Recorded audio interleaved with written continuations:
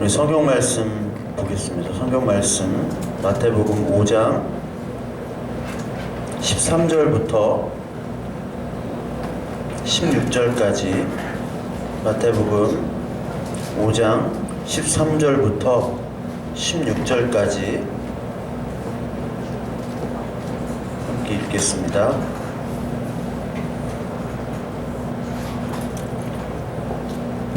마태복음 5장 우리 같이 읽습니다. 너희는 세상의 소금이니 소금이 만일 그 맛을 잃으면 무엇으로 짜게 하리요? 후에는 아무 쓸데없어 다만 밖에 버려져 사람에게 밟힐 뿐이니라. 너희는 세상의 빛이라. 산 위에 있는 동네가 숨겨지지 못할 것이요 사람이 등불을 켜서 말 아래에 두지 아니하고 등경 위에 두나니 이러므로 집안 모든 사람에게 비치느니라. 이같이 너희 빛이 사람 앞에 비치게 하여 그들로 너희 착한 행실을 보고 하늘에 계신 너희 아버지께 영광을 돌리게 하라. 아멘. 10년 전에 나온 영화 Pay It Forward라는 영화가 있습니다. 우리나라에서는 아름다운 세상을 위하여라는 제목으로 개봉을 했는데요. 할리 조엘 오스먼트라고 식스센스에 나오는 그 꼬마 아역 있죠. 그리고 케빈 스페이시, 헬렌 헌트 이렇게 나오는데 그 내용은 뭐냐면 그 조엘 오스먼트 그 꼬마가 도움 주기 운동이라는 걸 합니다. 그래서 한 사람이 3명에게 도움을 주면 그 사람이 또 다른 3명에게 도움을 준다.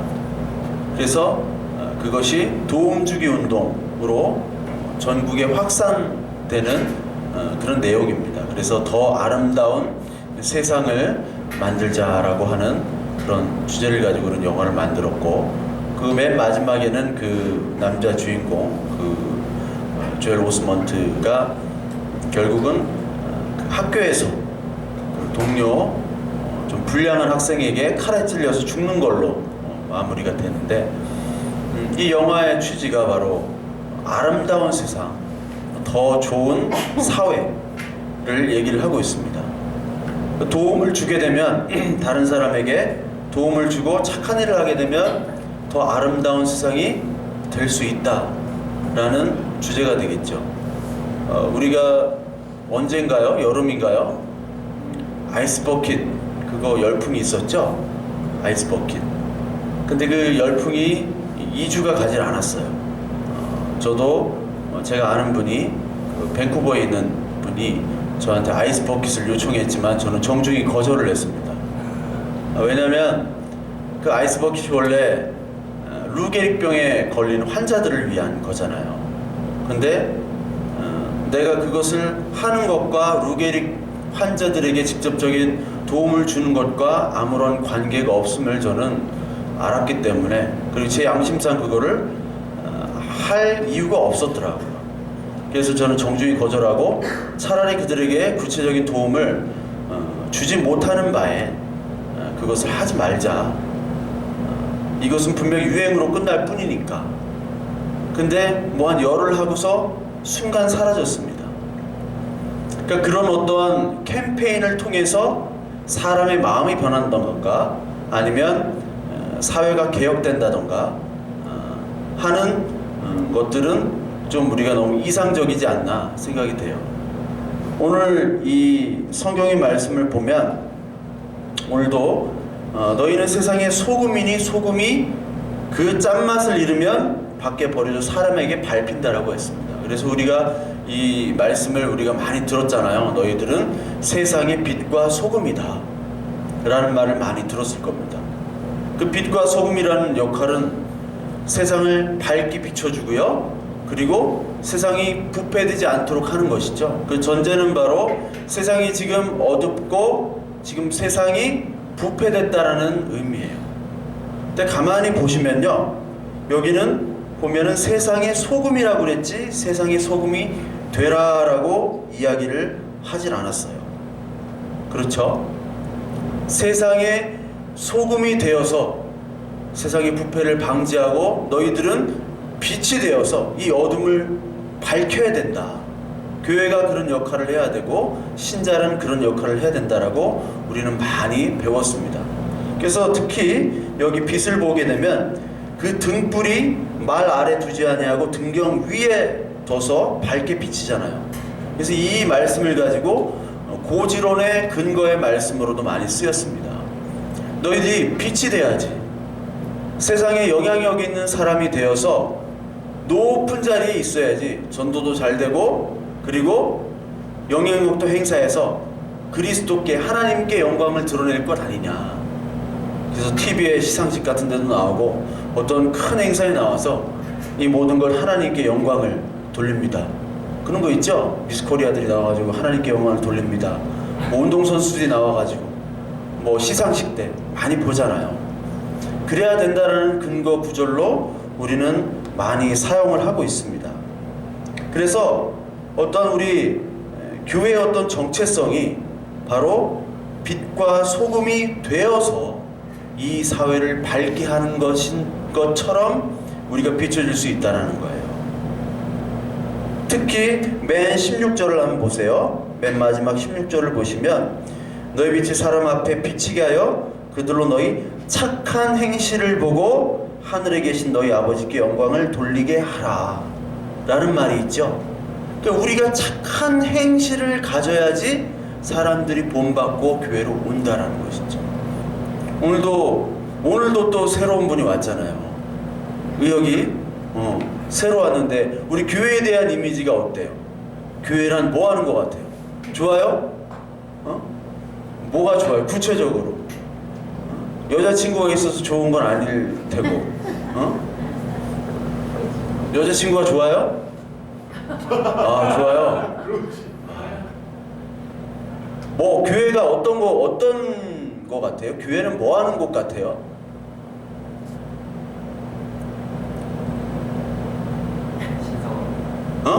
신성한 곳이요? 옆에 여자친구 얼굴을 보세요. 신성해요? 신성과 신선하겠다. 예. 아, 신성한 곳이에요. 아, 좋죠. 그러면 교회에 대한 기대가 있겠죠. 아, 사람들이 착하고 순수하고. 근데 얼굴도 한번 보세요. 제 얼굴 보면 어때요? 신성한 것 같진 않죠? 네? 아니에요? 괜찮아요? 볼만해요? 우리가 교회에 대한 외국 사람이 딱 볼 때 교회에 대한 어떤 선입견도 있고 기대감도 있습니다. 근데 특히 많은 사람들이 요구하는 게 지금 교회가 그리고 신자가 교회답지 못하고 신자답지 못하다 그런 것으로 많이 욕을 하잖아요. 그들의 보는 관점은 바로 뭐냐면 행실을 보는 거예요. 그들의 행위를 보는 겁니다. 행위를. 그걸 가지고 비판을 하는 거죠. 그러니까 모든 관점들이 다 그 사람의 행위나 인격을 보고 판단하는 거예요. 여기서도 마찬가지로 예수님께서도 착한 행실이라고 얘기했어요. 그럼 과연 이 착한 행실이 뭐고, 과연 소금이 뭐고, 과연 빛이 무엇인가 우리가 반드시 알아야 됩니다. 왜냐하면 이것은 우리의 교회의 정체성과 또 다른 이방 종교와의 다른 점, 구별점이기 때문에 그래요. 모든 다른 종교인들도 착한 일을 하고요. 우리가 아는 친구 중에 법 없이도 살 수 있는 친구들이 있잖아요, 한 명씩. 그러나 하나님 주 예수 그리스도는 알지 못하는 사람들이 많이 있습니다. 너무너무 착해요. 너무너무 안타까워요. 그들이 정말 예수님께로 돌아와야 될 텐데.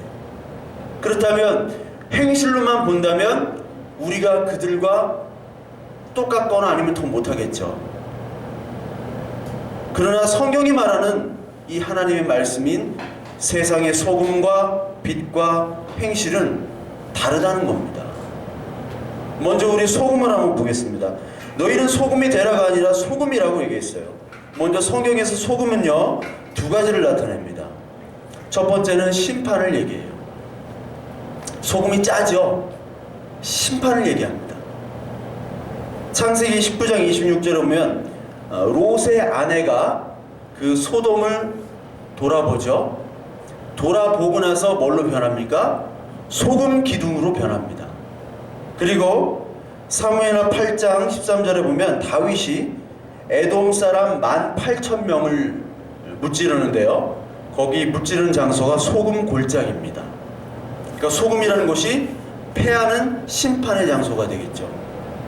그리고 에스겔 47장 11절에 보면 그 진펄과 개펄은 되살아나지 못하고 소금 땅이 될 것이다. 그리고 스바냐서 2장 9절에 보면 장차 모압은 소돔 같으며 암몬은 고모라 같을 것이라. 찔레가 나며 소금 구덩이가 되어 영원히 황폐하리니. 소금이 되면 황폐하죠. 고기가 살질 못합니다. 사해바다 아시죠?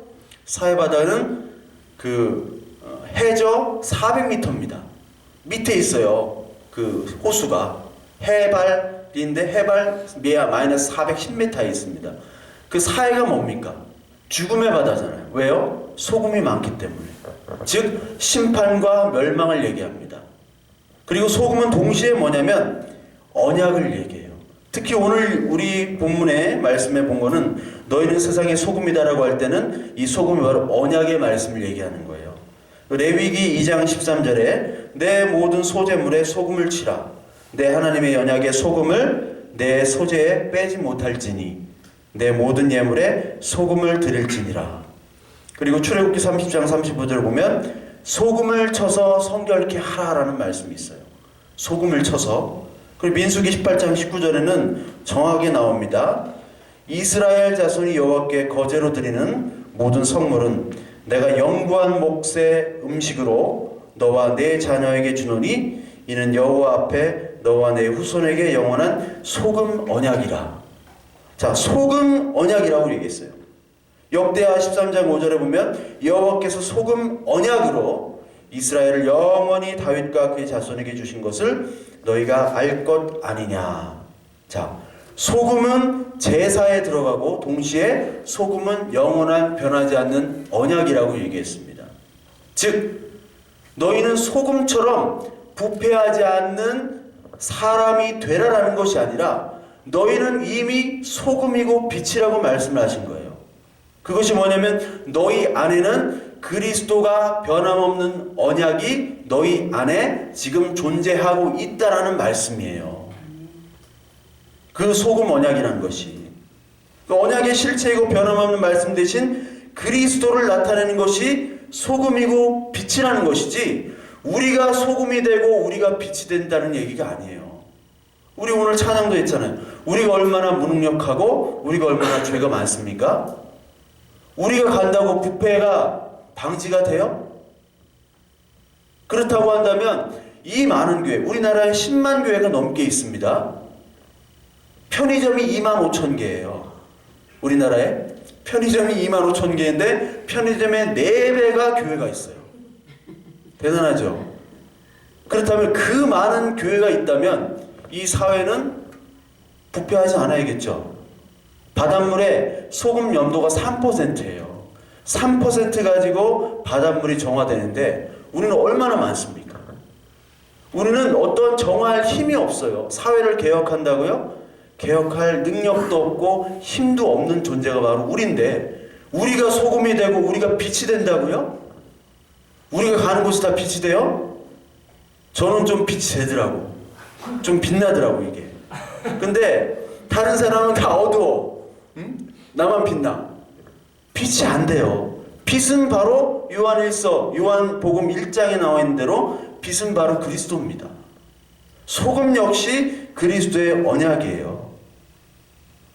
오늘 본문 말씀을 전할 때 예수님의 시대는 역사적으로 이스라엘 시대 때 가장 궁핍하고 가장 어려운 시대였어요. 그래서 여러분들도 다 알다시피 로마 시대, 로마의 식민지 시대였어요. 여기 로마 식민지 알죠? 로마 알아요, 로마? 알긴 알아요? 네, 잘할 것 같아. 이민기 닮아가지고. 로마 식민지였는데 이때가 이스라엘의 가장 사실 어둡고 좌절과 낭망한 시기예요. 경제도 어렵고. 그래서 사람들이 다 각자 무엇을 생각했냐면 이 로마로부터 우리가 어떻게 속박을 벗어나야 될까. 그래가지고 사람마다 다 그 생각들이 달랐습니다. 크게 네 가지 파가 있는데 여러분 뭐 바리새인도 있고 사두개인도 있고 뭐 여러 가지 성경에 나오죠. 특히 우리 에세네파라는 사람들이 있었어요. 에세네파. 이 에세네파라는 사람들은 현실을 도피하는 사람들. 그래서 동굴 같은 데 들어가 가지고 자기들만의 공동체를 만들어서 순수하게 묵시문학, 즉 예수 그리스도 그 메시아의 도래를 연구하는, 그리고 그 말씀을 그대로 보존하고 자기들만의 배타적인 공동체, 자기들만이 하나님이 택한 사람이고 자기들만이 유일한 하나님의 제자들이고 신앙의 바른 공동체임을 생각하는 사람들이 바로 에스네파예요. 그래서 에스네파의 상당수의 이단들이 많이 나왔습니다. 그래서 여러분들 그 필라델피아라는 도시가 있죠? 필라델피아가 친구들의 도시 아니에요. 이름이 친구들 공동체. 그게 바로 에스네파의 영향을 받은 도시예요. 그래서 매사추세츠 주에 그런 사람들이 많은데 여러분 그 메노나이트라고 들어봤습니까? 메노나이트 공동체, 그 아미시라고도 하고 에미시라고도 하는데 그 사람들은 아직도 마차를 끌고 다닙니다.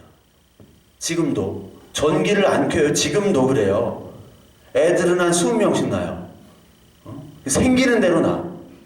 촛불 켜고 못 받고 마차 타고 다녀요. 왜? 세상과 단절해서 하나님만을 섬기는. 그러니까 세상의 모든 문화를 타락했기 때문에 우리들은 그 속에 들어갈 수 없다라고 해서 따로 만든 공동체예요. 그런 에스네파가 있었고 또 열심당이라는 그 당이 있었습니다. 즉 지금으로 얘기하자면 테러리스트. 우리나라 일제시대 때 안중근, 윤봉길 이런 의사들이 있었잖아요. 그런 것처럼 이 열심당들은 항상 옷에 칼을 차고 다녔어요. 칼을. 독립을 위해서 무장투쟁을 했던 것이 바로 열심당원들이에요. 그래서 열심당원들이 중에 그 예수님의 제자 중에도 열심당원이 하나 있었습니다. 그 시몬이라는 제자가 있었죠. 열심당원 시몬이 나와요. 예수님의 제자 중에 열심당원을 부르셨다는 거죠. 이 열심당원들의 유래는 그 옛날에 그 BC 164년 기원전 때 그 안티오쿠스 에피파네스라는 4세라는 인물이 이 예루살렘을 유대화시키려고 그래요. 그래서 그 예루살렘 성전을 갖다가 돼지, 여러분들 돼지를 가장 부정한 짐승으로 생각하는 거 알죠? 그 히브리인들에게는 그 돼지의 피를 그 제단에다가 뿌리고요. 그리고 거기다 제우스 신상을 박아놨어요. 거기서 섬기라. 그래서 많은 바리새인들이 거기서 참수가 당합니다. 그렇게 하지 못하기 때문에. 그렇게 할 수 없다고 해서. 그리고 할례를 금지합니다. 그래서 바리새인들이 대단한 인물들이에요. 여러분들 예수님이 그렇게 바리새인들을 혹독하게 비판을 했지만 바리새인만큼 열심과 그리고 자기의 목숨을 바쳐서 율법을 지키려고 하는 그 집단들은 없었습니다. 그 바리새인들이에요. 근데 이 열심당이 어디서 왔느냐? 그 에피파네스의 대적에서 나온 사람이 바로 유다 마카비라는 사람입니다. 그래서 유다 마카비가 그 로마 그 헬라 그쪽을 내쫓고 다시 성전을 회복을 해요.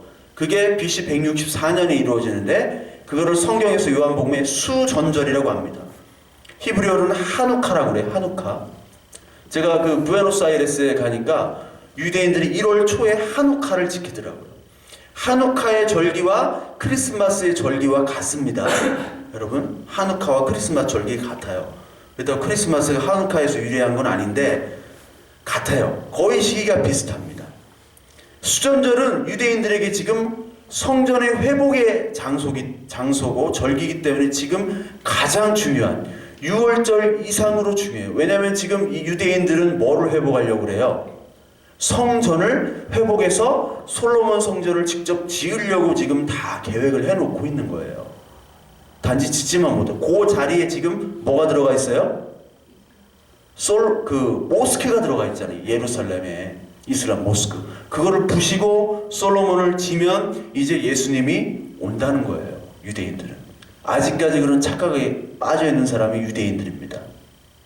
그 그 열심을 가지고 그 쿠데타를 가지고 거기서 뿌리가 나온 사람들이 바로 열심당이고, 그리고 바리새파는 여러분 다 아시죠?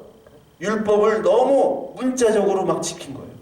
왜 그렇게 지키게 됐느냐?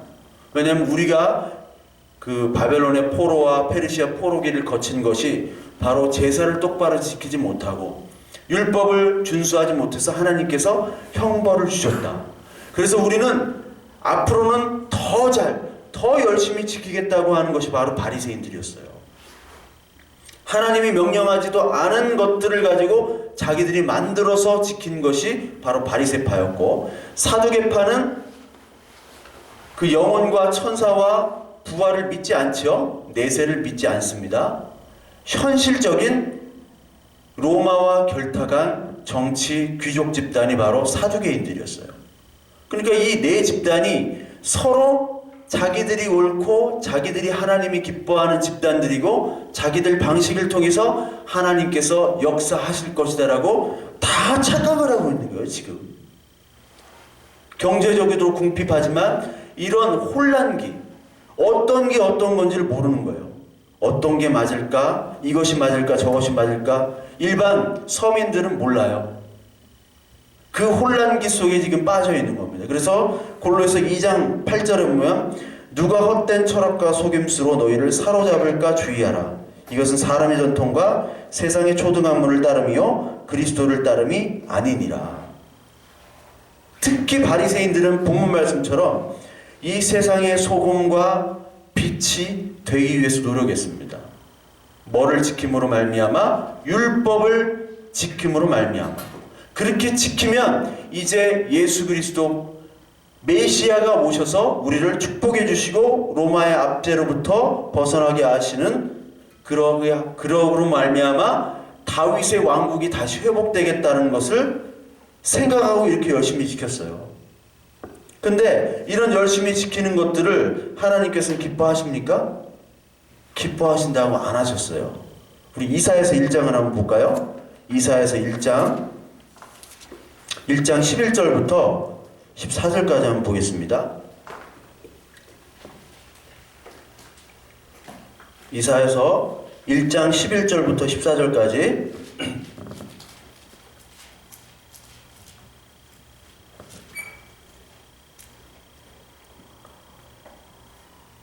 (965페이지인데) 같이 읽겠습니다. 여호와께서 말씀하시되 너희의 무수한 재물이 내게 무엇이 유익이냐?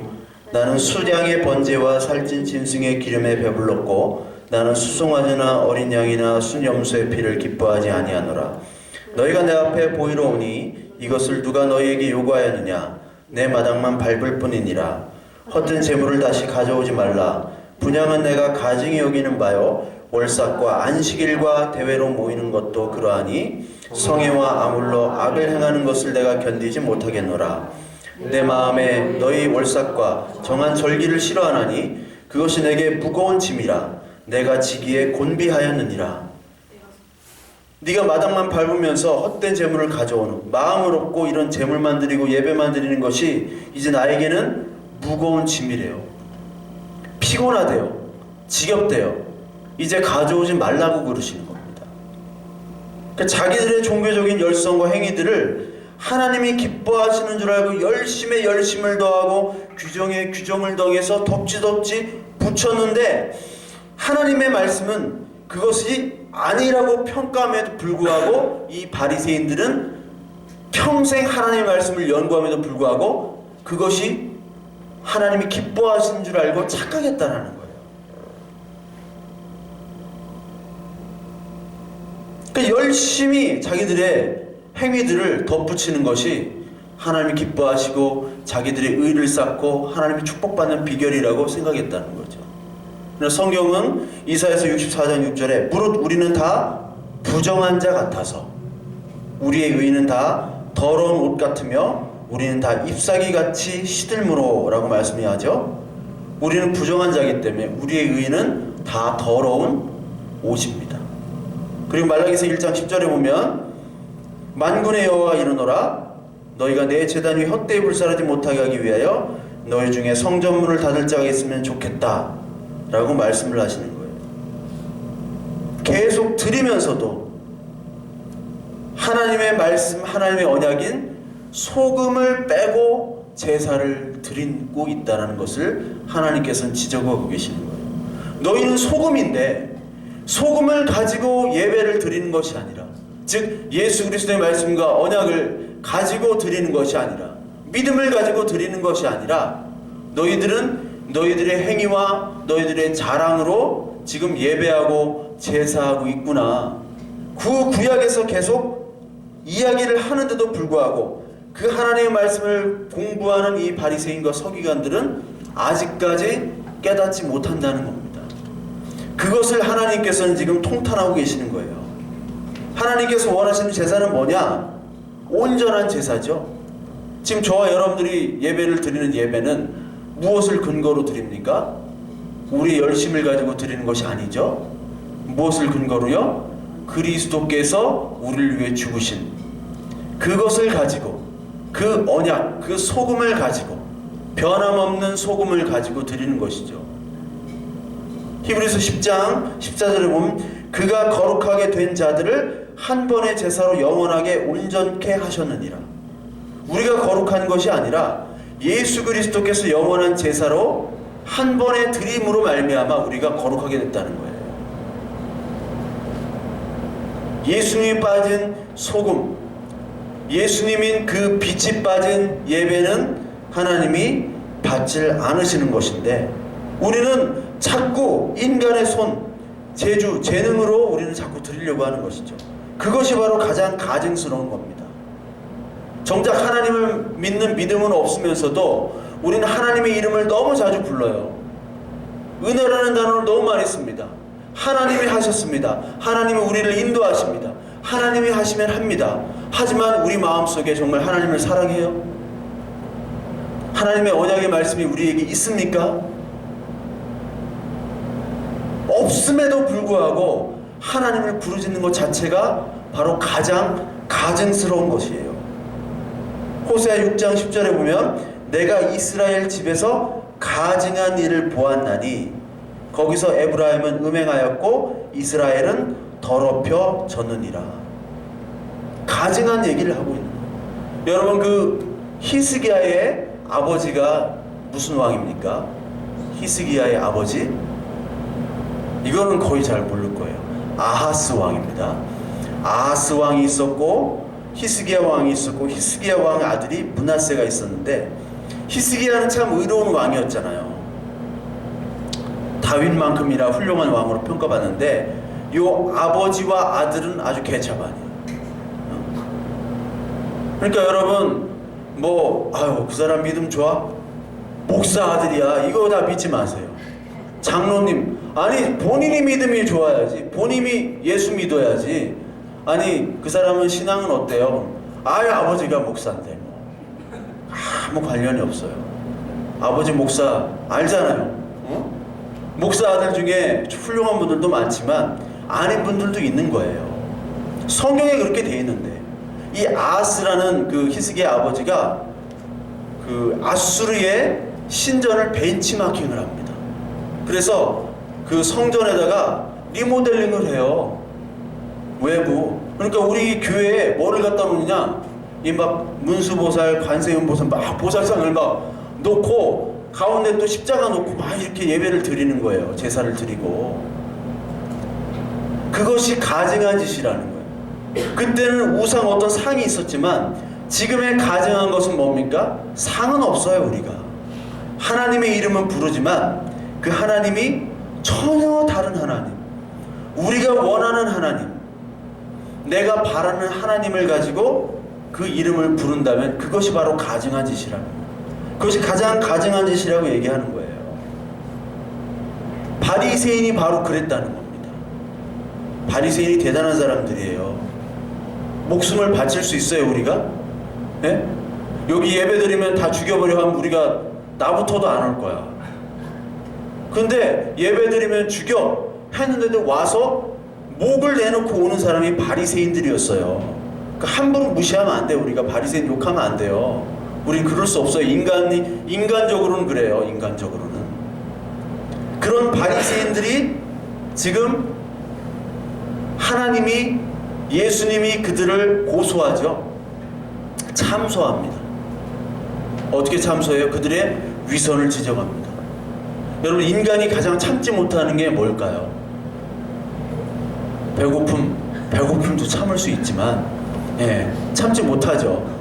근데 인간이 가장 참지 못하는 것은 자기 존재에 대한 부정을 참지를 못해요. 자존심이 상하는 걸 참지를 못합니다. 자존심이. 그래서 우발적인 살인의 대부분이 자존심을 건드리는 거예요. 우발적인. 그러니까 자존심 건드리면 안 돼요. 살인이 한다니까. 여러분, 만약에 나는 너무 이쁜 줄 알았어. 그렇죠. 우리가 교회가 다 이쁘잖아. 이쁜 줄 알았어. 그런데 옆에 있는 친구가 네 얼굴 보면 내 시신경 테러를 일으키는 것 같아. 이렇게 하면은 자존심이 확 상하지. 아, 목사님 설교 들으면 내 뇌세포가 죽는 것 같아요. 이렇게 하면 진짜 자존심이 확 상해요. 그걸 못 참는 거예요. 그걸 자기 존재에 대한 부인이란 말이에요. 내가 착한 줄 알았는데 너 착하지 않아. 내가 사랑이 많은데 너 사랑 없어. 내가 이쁜 줄 알았는데 너 못생겼어. 왜 이렇게 좋아해? 역시 아는구나. 알아. 네 자신을 알고 있어. 얘나 예쁜 걸 알고 있어. 하나님은 그런데 이 자기 부인과 자기 부정을 요구하시는 거예요. 성경 전체는 바로 자기 부정에 대한 고발입니다. 너 이런 놈이야. 너 이런 인간이야. 바리새인들이 그 지적을 받은 거예요. 바리새인의 종교 행위 자체를 예수 그리스도께서 부인했습니다. 동시에 그들의 위선을 대중에게 폭로를 했어요. 대중에게. 그 속마음을 폭로를 당한 그 바리새인들이 어떻겠어요? 종교 지도자는요, 여러분들이 가르쳐야 돼. 가르쳐야 되기 때문에 거룩해 보여야 되고 실제로 그런 마음을 갖도록 해야 됩니다. 근데 그 속마음에 더러운 것이 폭로되면 말을 할 수 있겠어요? 말을 할 수 없잖아요. 경건의 능력도 있어야 되고 경건의 모양도 있어야 되는데, 그래서 저는 뻔뻔하잖아요. 경건의 모양은 고사하고 능력은 고사하고 모양도 없잖아. 알죠? 그럼에도 불구하고 뻔뻔하게 얘기를 하잖아.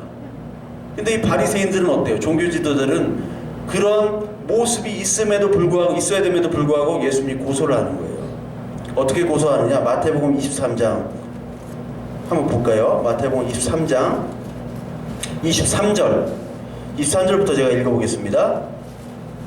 23장 23절. 화 있을진저 외식하는 서기관들과, 벌써 외식이 나와요. 바리새인들이여, 너희가 박하와 회양과 근처의 11조는 들이되 율법에 더 중한 바 정의와 긍휼과 믿음은 버렸도다. 그러나 이것도 행하고 저것도 버리지 말아야 할지니라. 맹인된 인도자여, 하루살이는 걸러내고 낙타는 삼키는도다. 화 있을진저 외식하는 서기관들과 바리새인들이여, 잔과 대접의 겉은 깨끗이 하되 그 안에는 탐욕과 방탕으로 가득하도다. 눈먼 바리새인이여, 너는 먼저 안을 깨끗이 하라. 그리하면 겉도 깨끗하리라. 화 있을진저 외식하는 서기관들과 바리새인들이여, 회칠한 무덤 같으니 겉으로는 아름답게 보이나 그 안에는 죽은 사람의 뼈와 모든 더러운 것들이 가득하도다. 이와 같이 너희도 겉으로는 사람에게 옳게 보이되 안으로는 외식과 불법이 가득하도다. 화 있을진저 외식하는 서기관들아, 바리새인들이여, 너희는 선지자들의 무덤을 만들고 의인의 비석을 꾸미며 이르되 만일 우리가 조상 때 있었더라면 우리는 그들의 선지자의 피를 흘리는데 참여하지 아니하였으리니. 그러면서 33절에 보면 뱀들아, 독사의 새끼들아, 너희가 어떻게 지옥의 판결을 피하겠느냐. 이들은 성전 안에서 자기 율법을 지키는데 갇혀 있었습니다. 그러다 보니까 정작 소금의 언약이 되신 그리스도와 빛 되신 예수님을 정작 보질 못했어요. 예수님이 원하시는 건 무엇이냐? 미가서 6장 6절에 보면 내가 무엇을 가지고 여호와 앞에 나아가며 높으신 하나님께 경배할까? 내가 번제물로 일련된 송아지를 가지고 그 앞에 나아갈까? 여호와께서 천천의 수량이나 만민의 강간물 같은 기름을 기뻐하실까? 내 허물을 위하여 내 맏아들을 내 영혼의 죄로 말미암아 내 몸의 열매를 드릴까? 사람아, 주께서 선한 것이 무엇임을 내게 보이셨나니 여호와께서 내게 구하시는 것은 오직 정의를 행하시며 인자를 사랑하며 겸손하게 내 하나님과 함께 행하는 것 아니냐. 호세아서 6장 6절에 보면 나는 인애를 원하고 사랑을 원하고 헤세드죠. 이게 제사를 원하지 아니하며 번제보다 하나님 아는 것을 원하노라. 하나님 아는 것이 먼저예요. 그래서 제사를 드리지 말라는 게 아니라 하나님 아는 것을 원하는데 너희들 하나님 원하지 아니하고 제사를 드리는데 열중하는구나. 인간의 계명과 전통을 지키기 위해서 이사야서 29장에 나오죠. 14절에 전통을 지키기 위해서 하나님의 이 말씀 즉 그리스도는 버렸다고 얘기해요. 여기 바리새인들에게 뭐라고 얘기하듯이 하루살이는 걸러내고 낙타는 삼켰다. 예수 그리스도는 버리고 낙타처럼 삼켜버리고 그 작은 세세한 조항을 지키기 위해서 예수 그리스도를 버렸다는 얘기입니다. 이것이 바로 이 바리새인들의 모습이에요. 여러분 신구약 성경에 문둥병이 나옵니다. 문둥병들이 많이 나와요. 아론과 그 미리암이 그 모세에 대적하다가 문둥병이 또 걸리죠. 그리고 또 문둥병 나아만이 또 문둥병이었어요. 그리고 예수님 문둥병자를 고쳤습니다. 원래 문둥병은 레위기 13장에 보면은 문둥병이 딱 발생하면 어떻게 돼요? 그 진 밖으로 쫓아내죠. 진 밖으로 쫓아냅니다. 뭐 감염이 아닌데도 쫓아내요. 여러분 그 배너란 영화 보면은 그 유다 배너 주인공 찰턴 헤스턴 유다 배너 엄마와 동생이 문둥병에 걸렸잖아요. 나중에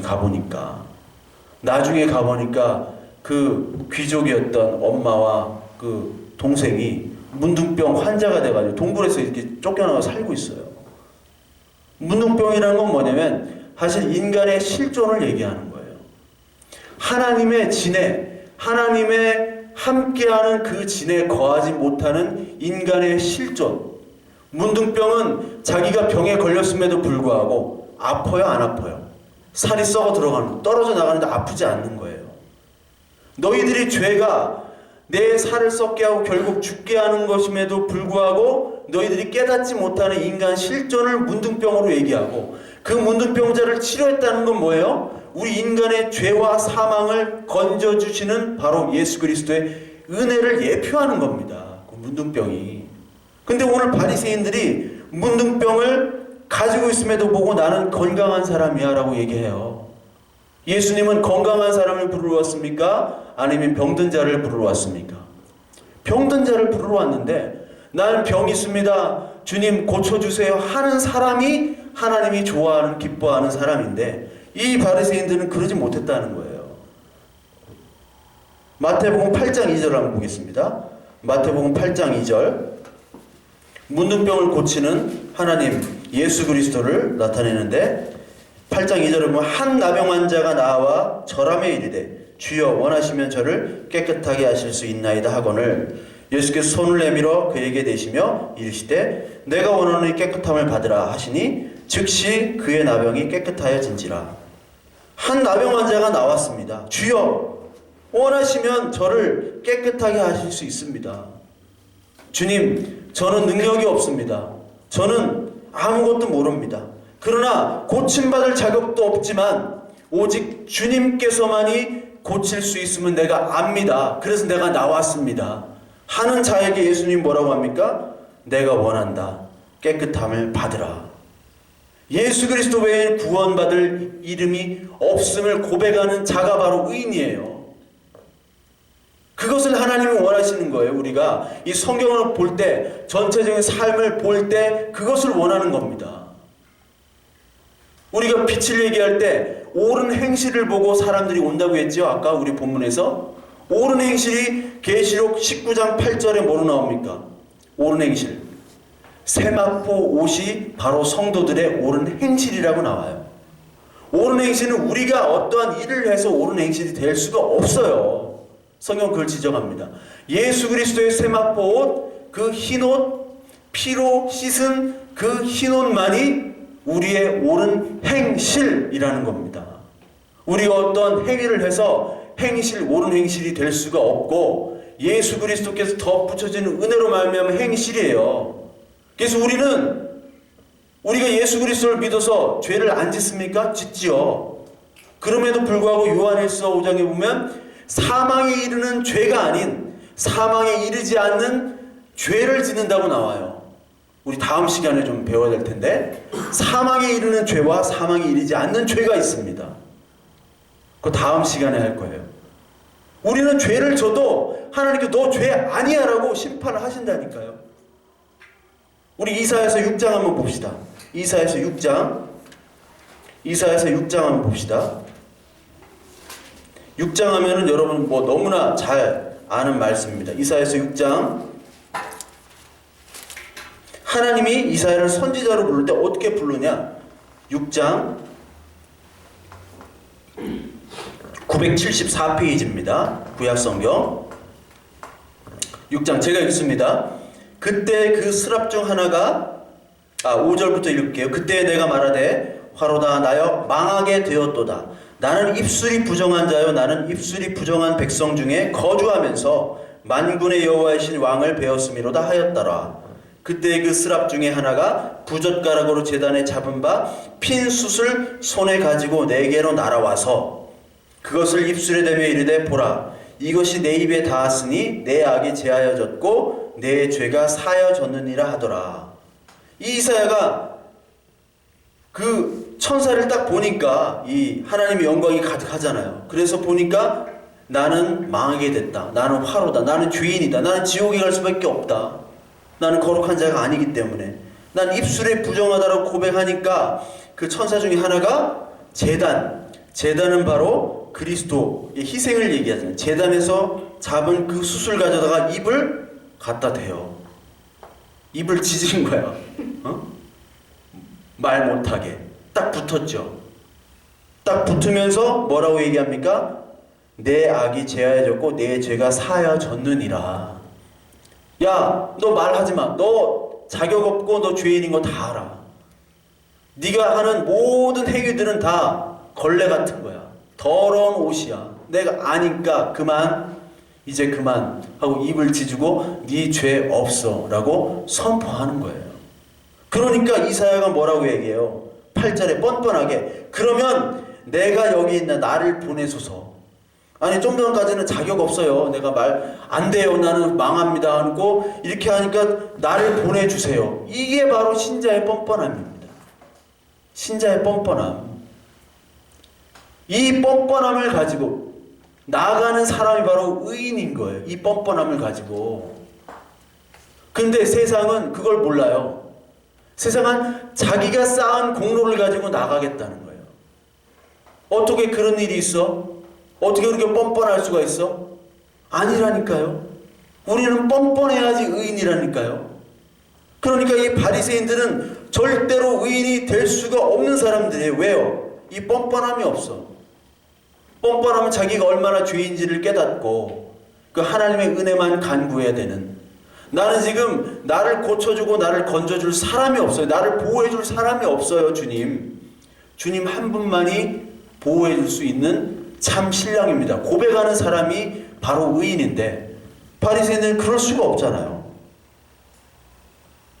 그러니까 이 말씀을 들어도 깨닫지 못하고 보아도 듣지도 못하는 겁니다. 이사야서 9장 10절에 6장부터 9절 10절에 또 그게 나와요. 이 하나님의 선포, 너 죄 없다라는 선포를 사람들이 듣고 말해줘도 모른다는 거예요. 왜요? 이것이 좁은 길이기 때문에 그래요. 좁은 길. 이 쉬운 길이 좁은 길입니다. 아시겠어요? 쉬운 길이 좁은 길이에요. 이 뻔뻔함을 가진 사람이 없다고 믿는 사람 중에 별로. 왜요? 이상하니까. 어떻게 이렇게 뻔뻔할 수가 있어?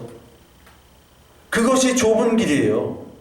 여러분 좁은 길이 막 지질이 고생하고 막 청빈과 겸손과 그러면서도 고난을 받으면서 하나님 감사합니다 이렇게 지질 궁상 떠는 게 좁은 길이 아니에요. 착각하지 마세요. 여러분 좁은 길로 갑시다. 많이 나오잖아. 좁은 길. 그게 그런 게 아니에요. 알았어요? 좁은 길이 그런 게 아니라고. 오히려 그런 것을 통해서 존경받으면 그게 넓은 길이 될 수 있어요. 이거를 불교도 깨달아요. 불교인들도. 이 불교는 상자불교, 소승불교와 대승불교가 다릅니다. 대승불교로 넘으면서 선불교라는 게 있어요. 선불교. 선불교라는 동양의 도교와 불교가 짬뽕이 된 거예요.